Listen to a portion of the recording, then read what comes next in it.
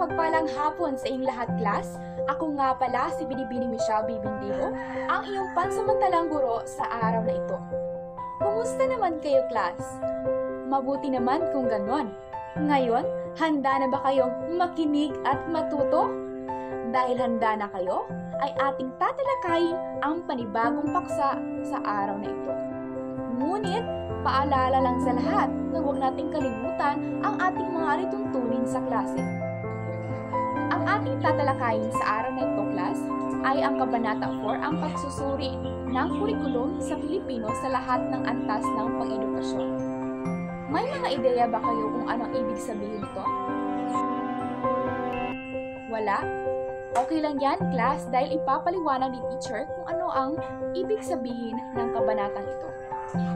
Ang kabanatang ito ay nangangahulugan kung ano-ano ang mga pagbabago na kurikulum na pang-edukasyon. Uunahin natin ay ang pang-sekundarya na ang Secondary Education Development Program. Ano nga ba ang Secondary Education Development Program? Ay isang programa na nilikha upang maitupad at mapaunlad ang kalidad ng pang-edukasyon na pang-sekundaryang edukasyon sa Pilipinas. Alam niyo ba, class, na isinagawa ng Kagawaran ng Edukasyon o DepEd noong dekada 70 bilang tugon sa pangailangan ng bansa upang mapalakas ang sistema ng pang-sekundaryang edukasyon sa bansang Pilipinas. Sa programang ito, meron itong mga layunin upang mapalakas ang sistema ng pang-sekundaryang edukasyon sa bansang Pilipinas. Una na dito ay ang upang mapabuti ang kalidad ng pagtuturo at pag-aaral sa pampublikong paaralan sa buong bansa.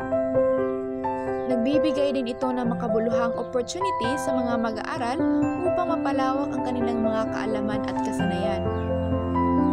At mayroon pa ito iba pang mga layunin na dapat nating tandaan. Upang mapalawak at mapaunlad ang pang-sekundaryang edukasyon sa Pilipinas. At upang maitaguyod ang pagkakapantay-pantay sa mga alokasyon ng resources na pang-edukasyon. Nauunawaan lang ba ninyo ang Secondary Education Development Program? Umako naman tayo sa Basic Education Curriculum. Ang Basic Education Curriculum ay naglalayon sa lahat ng mga tao, maaring guro o mag-aaral upang mapaunlad ang kanilang pang-edukasyon, upang makamit rin ang kanilang mga mithiin sa bawat isa. Sa programang ito, class, ay kasama ang paggamit ng mother tongue-based multilingual education, universal kindergarten, college livelihood readiness, and specialized upper secondary education, na kung saan sa kurikulum ito ay magkakaroon ng pag-unlad at pagbabago pagdating sa pang-edukasyon. Ngayon ay dumako naman tayo sa mga layunin. Ang pangunahing layunin ng Basic Education Curriculum ay upang mabigyang pagkakataon ang mga mag-aaral na ibahagi ang kanilang pagiging isang pinuno o leadership at magkakaroon ng magandang interaksyon at relasyon ang mag-aaral at ang guro. Maituro din sa kanila ang magandang asal at magiging ay handa ang kanilang kaisipan. Ngayon ay dumako naman tayo sa Revised Basic Education Curriculum, na kung saan nangangahulugan na ang pagbabago sa kurikulum na pang-edukasyon sa Pilipinas, na kung saan binago ang Basic Education Curriculum. Ito ay isang tugon sa kalidad ng edukasyon sa bansa at paghahanda sa mga mag-aaral para sa mga hamon ng pandaigdigang komunidad. May mga nilalaman na Revised Basic Education Curriculum. Unang-una dito ay ang pagpatupad ng Basic Education Curriculum noong 2002 na inahayag ng DepEd Order No. 25/2002. Nilabas ito noong Hunyo 17, 2002. Nagpapatupad din ng mga alituntunin na natagpuan sa DepEd Order No. 43 noong Agosto 29, 2002. Narito ang mga kurikulum sa bansang Pilipinas. Ngayon ay dumako naman tayo sa antas ng tersyarya. Ayon kay Gonzales, meron itong 4 na na mahalagang punto upang isaalang-alang ang pagtuturo sa asignaturang Pilipino sa lahat ng antas ng tersyarya. Una, dahil sanay na sa Pilipino ang mga estudyante pagtungtong sa kolehiyo, ay kinakailangan pa rin nila ng Cognitive Academic Language Proficiency o CALS sa Pilipino upang matuto sila sa paggamit ng Pilipino sa higit na abstrakong pag-iisip sa mga espesyal na paksa sa kurikulum. Ikalawa, huwag ituro ang balarila kahit makabago pa.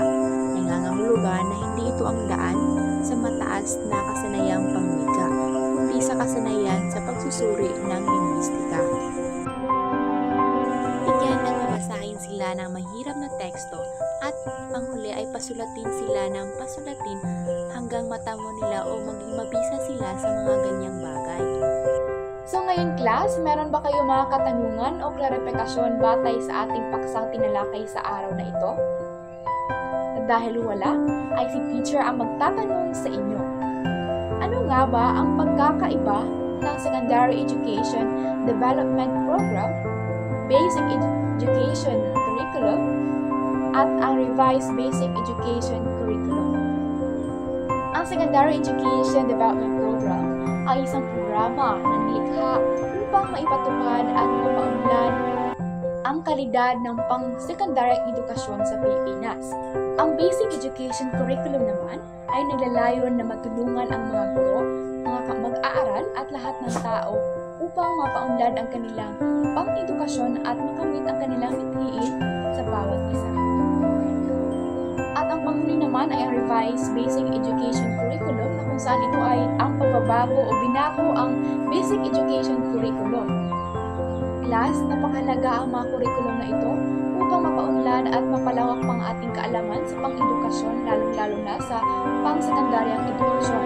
Hindi lamang sa pang-sekundaryang edukasyon, maaari rin itong sa lahat ng antas ng pang-edukasyon na kung saan ay itinuturo dito ang Pilipino o ang lahat ng mga asignatura na kinakailangang ituro sa mga mag-aaral. Yun lamang po at maraming salamat po sa pakikinig.